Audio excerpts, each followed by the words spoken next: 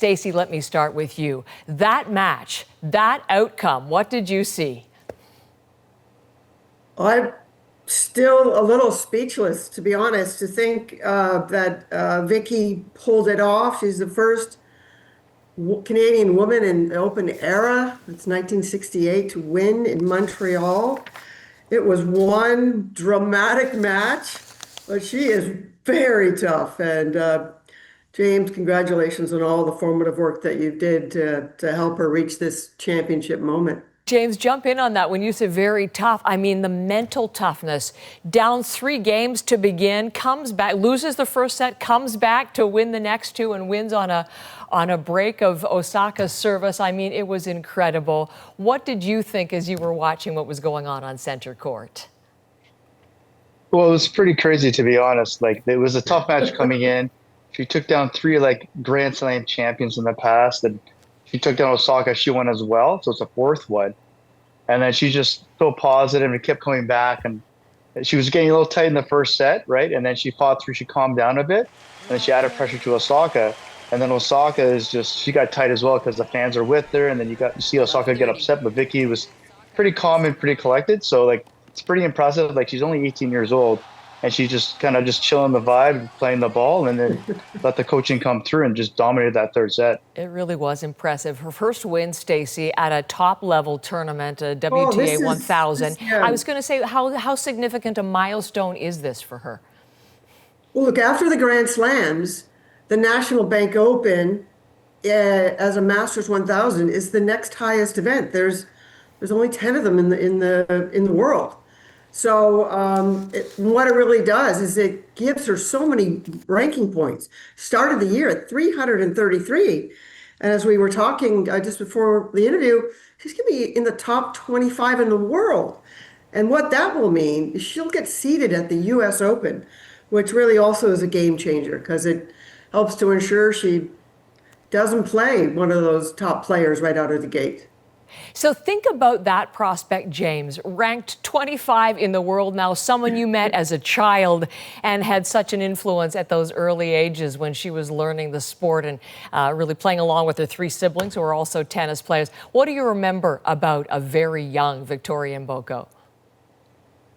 Well, even from an early age, when she was 11, there was a tournament that I ran in Palgrave where she was beating 16-year-old kids no problem. She was calm.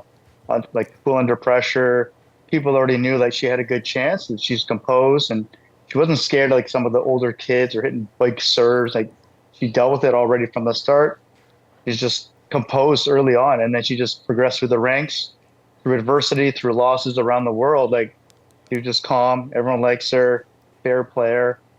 Who's not to like that? And she's still very humble to this day and doesn't swear. So it's cool. And still beating older and higher ranked players. This is just par for the course for her. I'm mixing my sports metaphors, but you know what I mean. So, Stacy, the world is learning her story. You'll be familiar with her, but all sorts of profiles. Who is Vicky Mboko? What do you find is the most compelling part of her story?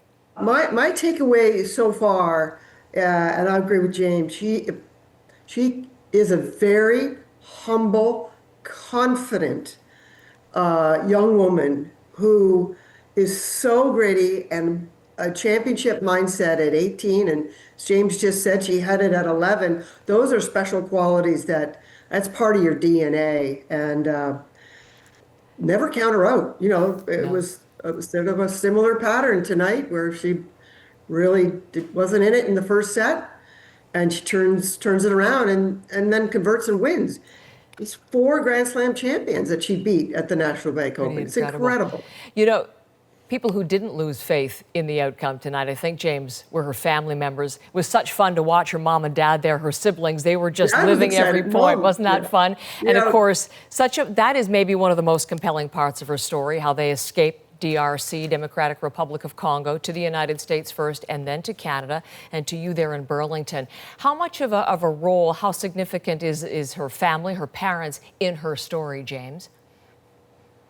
Well, because the siblings all kind of played tennis, right? So they had a base, and they went through the tough times, the good times, and Vicky's just been absorbing all the information and listening to her family. The mom is she's entertaining, and she's so humble.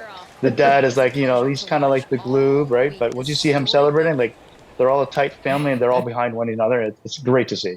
So they'll all be moving on to where you will be, Stacy, in New York for the U.S. Open coming up very soon. Your final in that capacity, running the U.S. Open. Congratulations on all your work done there. Thank you. But I want to ask about that, set the stage for Victoria Mboko at the U.S. Open. 2019 was the last time a Canadian won the National Bank Open, the Canadian Open, and we remember who that was. It was Bianca Andreescu, and in 2019 she went on to win the U.S. Open. Could history repeat? What do you think it looks like for Victoria Mboko this time?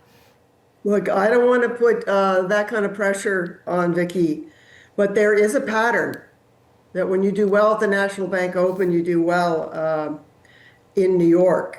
But let's have her celebrate this moment one match at a time. It's a big stage, but it was incredible to be in that stadium and watch Bianca win, and the same level of composure and competitive mindset Vicky has. So anything is possible, and Vicky has proven that.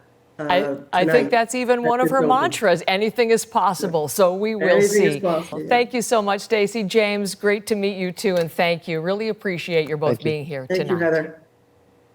Thanks, appreciate it.